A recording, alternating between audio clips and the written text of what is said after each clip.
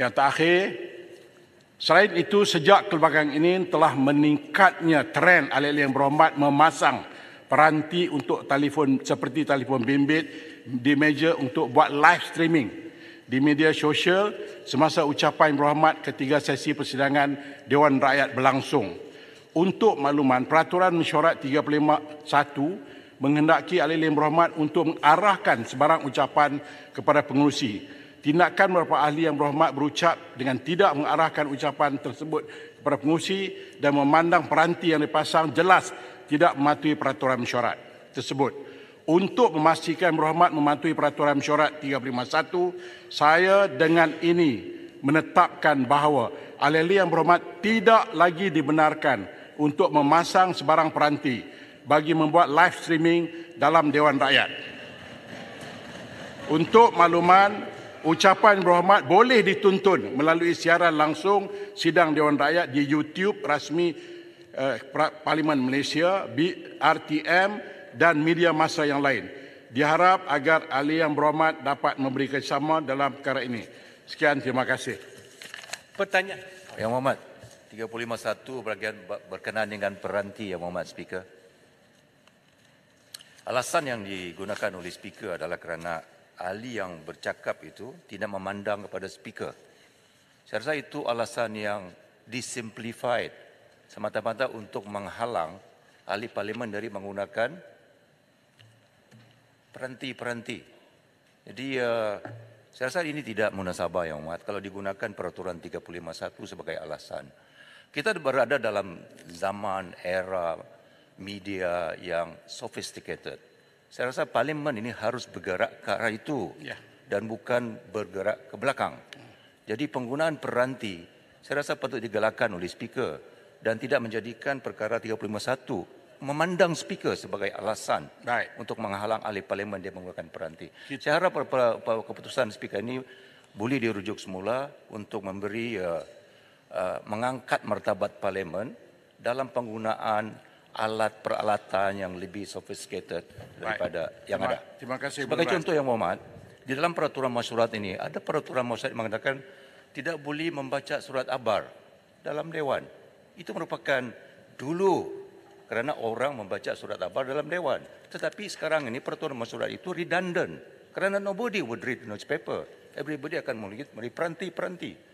Jadi kita harus bergerak ke arah itu, Yang Muhammad Speaker. Harap Yang Muhammad Speaker boleh pertimbangkan yang itu. Terima kasih, Yang Muhammad Speaker. Terima kasih. Speaker. Saya akan nanti. Perkara yang sama. Nanti kejap. Duduk. Saya jawab dulu Beluran. Sebab Beluran ini mentor saya. Semasa jadi timbalan Speaker. Selalu saya jumpa dia. Dua yang berhormat. Yang pertama, apa-apa juga yang kita tidak puas hati, kita ada jawatankuasa. Jadi bolehlah Yang berhormat tulis pada jawatankuasa. Akhirnya kita ubah pindaan mesyuarat. Tak ada masalah. Sebab peraturan mesyuarat ini bukan saya yang buat. Peraturan ini mesyuarat ini kita yang buat semua melalui satu jawatankuasa. Baik, isu yang kedua ialah saya tahu live streaming ini benda yang bagus, modern teknologi IT, tetapi kita juga ada dua. Kita telah memulakan RTM live dan juga kita ada YouTube live. Cukup. Kalau Yang berhormat nak gunakan sebagai apa-apa juga tujuan, pick up from there, then you can modify it.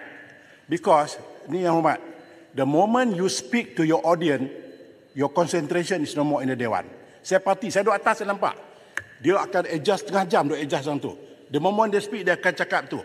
Jadi dia tidak berterus berbincang masalah rakyat dalam Dewan, tapi dia communicate dengan audience dia.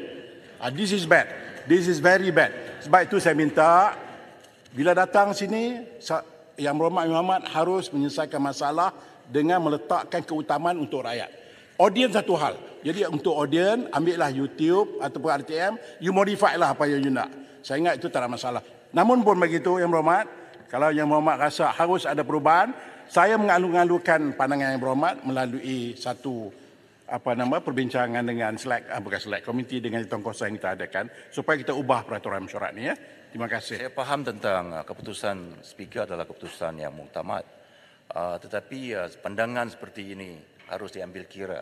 Sebab itu saya katakan bahawa perbincangan yang menyeluruh harus dibuat.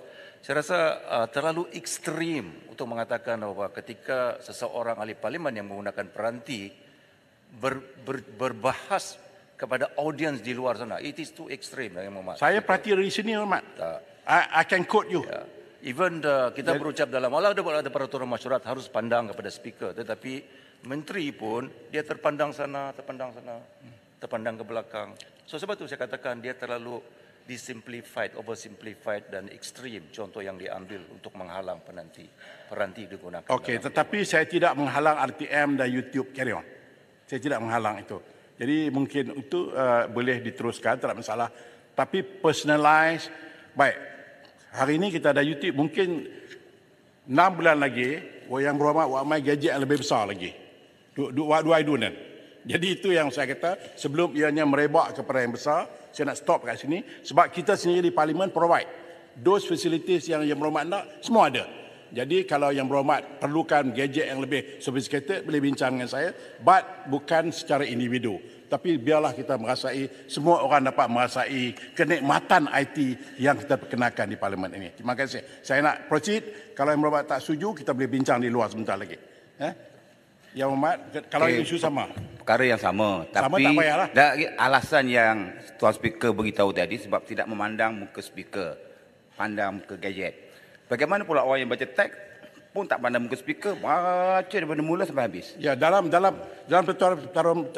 peraturan mesyuarat yang tak boleh baca surat khabar, baca teks dia tak sebut. Kecuali saya tidak boleh halang dia. Mungkin dia pun tak berpetah hebat sehebat yang berhormat. Dia perlukan panduan. Saya benarkan yang tu. Baik.